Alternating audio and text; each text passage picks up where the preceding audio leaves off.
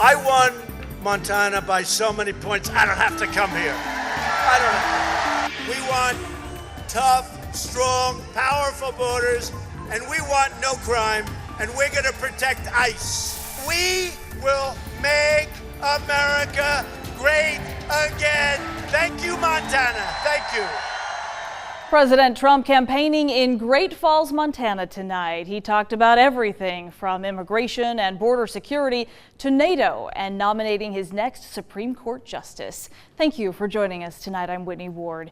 The upcoming election and immigration were two of the biggest topics in Great Falls tonight. We're going to dive into those topics here in just a moment. First, though, we want to take a little closer look into the appearance itself. Presidential visits to smaller communities in our area are actually somewhat rare. So we had KREM 2's Rob Harris take a look into the history of sitting presidents pay a visit to some of these smaller communities here in the Northwest area. And what we found actually was pretty surprising, I think, for some people in a lot of ways. Yeah, exactly. It's not that common. Right. Especially like you just said, like the smaller communities. So I first looked into Great Falls itself because, of course, that's where President Trump was today. And he's actually only the sixth sitting president, I should clarify, to stop in Great Falls. So we had President George W. Bush back in 2005 stop in Great Falls.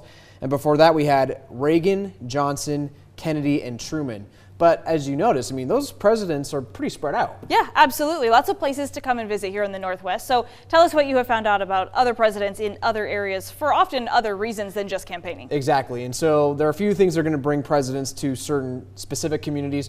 One of them is a natural disaster. So we saw President Obama come to Oso in 2014 after the mudslide. We saw President Carter come for the Mount St. Helens eruption. And President Carter also came later to Spokane. I do want to clarify, I misspoke during the 10 o'clock show. I said he was here for the World's Fair. Of course, it was President Nixon during the World's Fair, but they both came to Spokane during the 70s and visited Riverfront Park.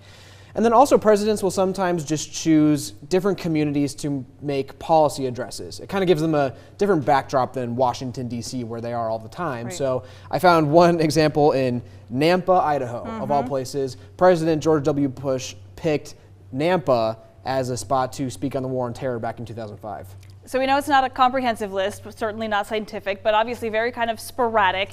But let's talk about the main points of the Trump rally today in Great Falls. Absolutely. So a lot was going on, many political jabs. He went after the media and Hillary Clinton and the Department of Justice and Senator Elizabeth Warren. But we're going to focus, though, on policy. And he was really there to rally supporters to vote for Republicans and to vote out Democratic Senator Jon Tester. The president brought challenger Matt Rosendale on stage, and he told the audience that Rosendale would be more cooperative with his policies. Immigration was a big one. He told the crowd that Tester will stand in the way of his tougher immigration stances. If you look at Jon Tester, he signed up for the Democrats' radical immigration agenda, which is let them come in, and we believe, they say, in sanctuary cities where they house the criminals and others. Okay, so is this charge against Tester accurate? Is he soft on immigration? It depends on how you look at it. It is true that he voted against an immigration proposal from the White House on border security, and he has voiced support for DACA recipients. But he actually voted against the DREAM Act back in 2010, and he said he supports a secure border and cracking down on illegal immigration. Still, this soft on crime theme continued throughout President Trump's rally today. The president accused Democrats of supporting policies that undermine the safety of the United States. Getting military funding from these Democrats is almost impossible. They don't want it. They don't care about our military. They don't care about our law enforcement. They couldn't give a damn. You better vote Republican. We need more Republicans. So because this rally was first and foremost a campaign for Republicans, that's what we've focused on here on TV. But you can watch the full rally for yourself right now. We have it on the KREM Facebook page. Whitney. All right, Rob, thank you very much. And in Spokane today, people delivered children's shoes to Congresswoman Cathy McMorris Rodgers' office. Today's rally was called Walk a Mile in Our Shoes. Organizers calling on the Congresswoman to propose legislation to end the Trump administration's zero-tolerance immigration policy. Demonstrators say they want Representative McMorris Rodgers and other Republicans in Congress to permanently ban family separations at the border and to immediately act to reunite children and parents. Absolutely. Those children need to be with their mother. I can't imagine. I have 6 children, 9 grandchildren, 4 great-grandchildren, and I can't imagine what it must be like for those mothers, children, and their fathers, of course. This is wrong. Now, we did reach out to the Congresswoman's team this afternoon. We were told that she stands by her prior statement that Congress needs to act on a permanent legislative fix for immigration. Now to a new development in an old murder case. Christine Lott disappeared 14 years ago. Well, tonight, her husband is in custody in Bonner County, charged with her murder. He reported her missing back in March of 2004. It was a hunter who found her body near Coeur d'Alene in 2016.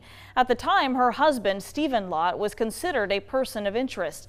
Well, last month, a family member told detectives that Stephen Lott wrote them a note saying Christine took her own life. But police say that does not match what he told them back in 2004. Police arrested him in Tennessee late last month. And frankly, I'm impressed with our detectives and with Kootenai County detectives, just in how seriously they continue to forge ahead on this case. And again, sometimes with very little information. Lott is charged with first-degree murder and failing to notify the coroner of a death. Both are felonies. He's being held on $1 million bond. All right, we turn our attention to weather now. We saw the hottest temperatures of the year today. Meteorologist Michelle Boss is in the Weather Center tonight. The heat's sticking around for a little bit longer. Yep, we got another day of hot weather on the way. A brief break for the weekend. And then hot again. That pretty much sums up the forecast over the next several days. So let's go into detail. Satellite and radar picture was mostly quiet today. We did have a few isolated showers and even a couple of lightning strikes developing over Ferry County earlier this evening. Those have since moved north of the border and even have dissipated. So all is quiet across the inland northwest. However, with the continued hot temperatures tomorrow, the dry weather, the breezy winds, and the potential for some dry lightning tomorrow night, a red flag warning has been issued for much of eastern Washington, including Spokane. That's the area shaded in pink there. That goes into effect 2 o'clock tomorrow afternoon and continues until 5 o'clock Saturday morning. Tonight we're looking at mostly clear skies, very mild 64 degrees. Tomorrow it's going to get breezy, especially by the afternoon hours. Temperatures once again in the upper 80s. Winds out of the south at 10 to 20 miles per hour, but we could see some slightly higher gusts. We will get a brief cool down on Saturday with the passage of a cold front, 77, but then going right back into the middle and upper 80s for Sunday. All right, Michelle, thank you very much. Time to talk about a little bit of sporting news. The Gonzaga basketball program earned a big commitment from North Dakota this afternoon. More on a transfer now that we are bringing in Evan Klosky in to talk about why this is so significant, why we're talking about it now, and why it means so much. Hoop Fest weekend never fails on the recruiting process, all right? All off season long, Mark Few and company have been looking for a guard to pair up with Josh Perkins in the backcourt, and they found its guy for the upcoming year in Gino Crandall out of North Dakota. The senior transfer is eligible immediately, which is great news, and you actually might remember Crandall because his North Dakota team pushed Gonzaga to overtime in the Kennel.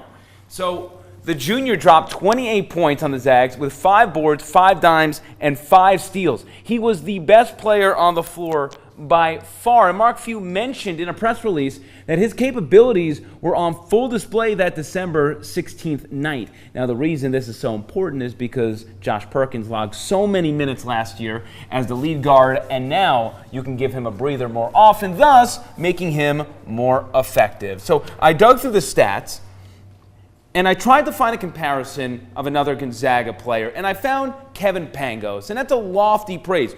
Crandall doesn't have the three-point prowess of Pangos, but he's more efficient inside the arc, and he can distribute and rebound to a similar degree and also play stingy defense. In fact, you might have to go back to John Stockton for the last time Gonzaga had a defender like Crandall in their program. He is that good defensively, and with this pickup, not only is the Final Four buzz growing, but we have people like Jeff Goodman saying of ESPN that Gonzaga could be a #1 preseason team. That has never happened before in Gonzaga history. Then you have another media pundit like John Rothstein of CBS saying that, okay, we got Geno Crandall, we got Brandon Clark coming out of San Jose State, 2 transfers that average double-digit figures, but coming from a Sweet 16 team, we have 4 returners. We got Killian Tilly, Zach Norvell, Rui Hachimura, and Josh Perkins. That's insane, and that leads us to the next question that Darnay Tripp, our lovely sports director, asked. What's our starting lineup? And they all revolve around 4 players: Norvell,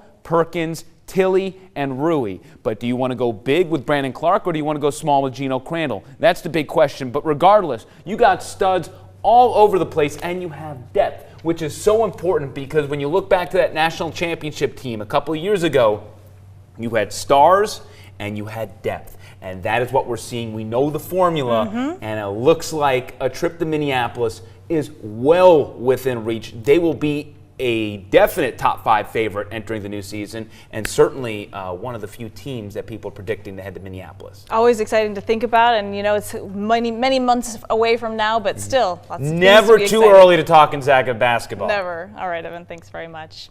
All right, still to come here tonight, several sections of a cave in Thailand remain flooded as crews work to find a safe way to save 12 boys trapped inside. The latest on that rescue effort next.